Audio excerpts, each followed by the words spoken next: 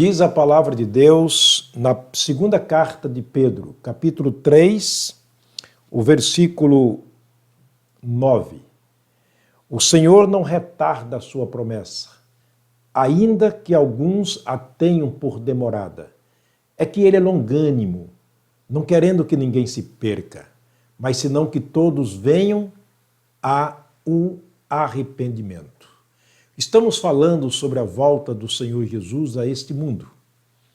Estamos mostrando os fatos, mas não apenas os fatos, mas uma ordem cronológica dos fatos que acontecerão na volta do Senhor Jesus.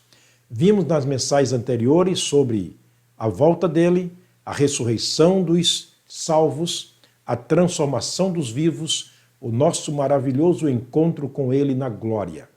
Hoje eu quero mostrar um outro fato importante. É o tribunal de Cristo. Nas nuvens será estabelecido um tribunal, lugar de julgamento, onde todos os crentes serão avaliados, onde todos os salvos passarão pelo critério de Deus na pessoa de Jesus para entrarem nos lugares celestiais. A palavra de Deus diz em 2 Coríntios, capítulo 5, versículo 10.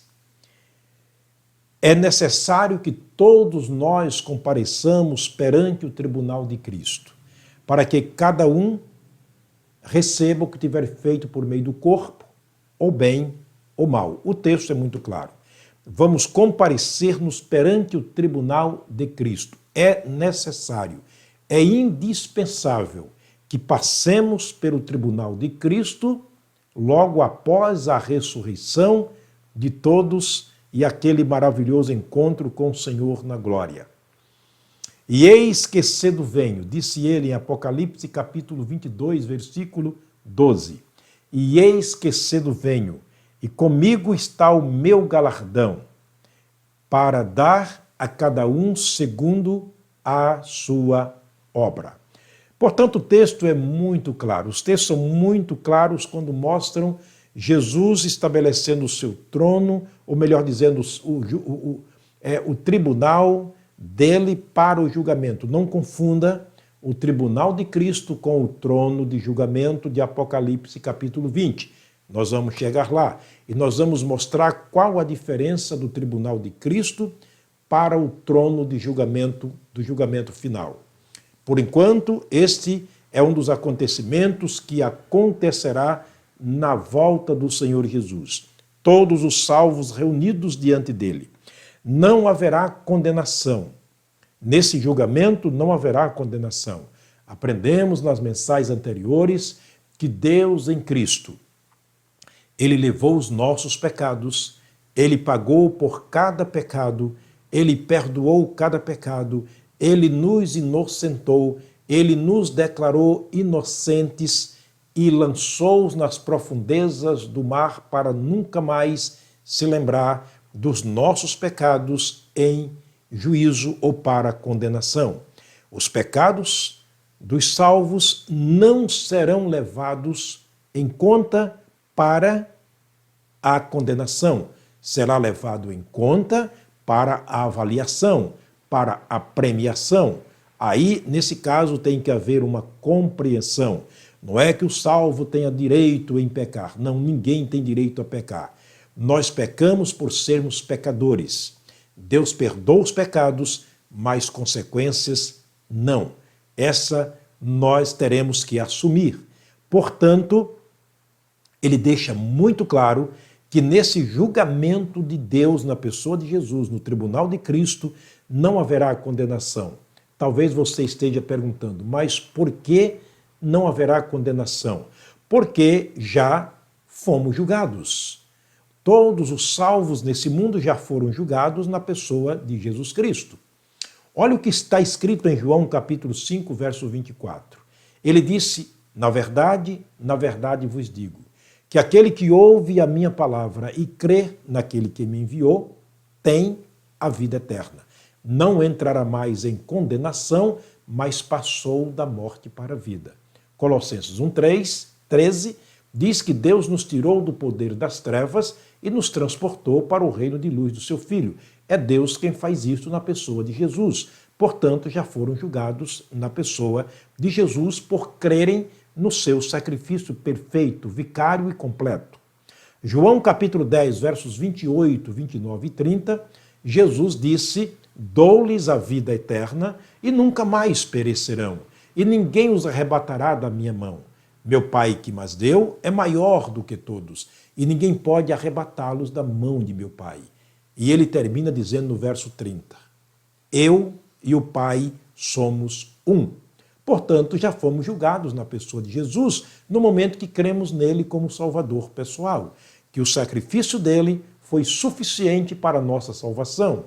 O capítulo 8, versículo 1 de Romanos, escreveu Paulo dizendo o seguinte: agora, nessa condição, nenhuma condenação há para os que estão em Cristo Jesus. E ele completa dizendo aos Coríntios, na sua segunda carta, capítulo 5, versículo 17, nessa condição, assim, que se alguém está em Cristo, nova criatura é. As coisas velhas se passaram, eis que tudo se fez novo. Portanto, é grande a esperança. Não haverá no tribunal de Cristo condenação para aqueles que ali estiverem, porque o seu julgamento, a condenação dos seus pecados, já deram-se na pessoa de Jesus, quando ele disse, está consumado. Este é o assunto geral das nossas mensagens. Ele disse que a obra foi terminada, portanto, o certificado de garantia foi dado àqueles que creram nesse sacrifício, porque a obra foi terminada em Cristo Jesus no momento da sua morte, levando o cativo ao cativeiro e nos dando a liberdade, nos remindo, nos tirando do cativeiro e nos colocando em liberdade, como diz o salmista. O laço quebrou-se e nós escapamos e como um pássaro livre voamos. Somos livres de condenação porque Jesus pagou o preço da nossa condenação. Por isso João escreveu uma carta, o apóstolo do amor. Ele escreveu a primeira carta, no capítulo 3, versículo 2, ele diz, filhinhos, agora neste momento somos filhos de Deus, mas ainda não haverá, ou seja, melhor dizendo, mas ainda não é manifesto ou manifestado o que havemos de ser. Mas sabemos que quando ele, Jesus, se manifestar, seremos semelhantes a ele, porque assim como ele é, nós o veremos. Se você quiser ler o capítulo 1 de Apocalipse, vai ver como Jesus é neste momento. Ele não será mais aquele Jesus que esteve aqui. Não. Ele é um Jesus totalmente glorificado, portanto, João diz que a nossa esperança é de sermos também glorificados como ele é agora.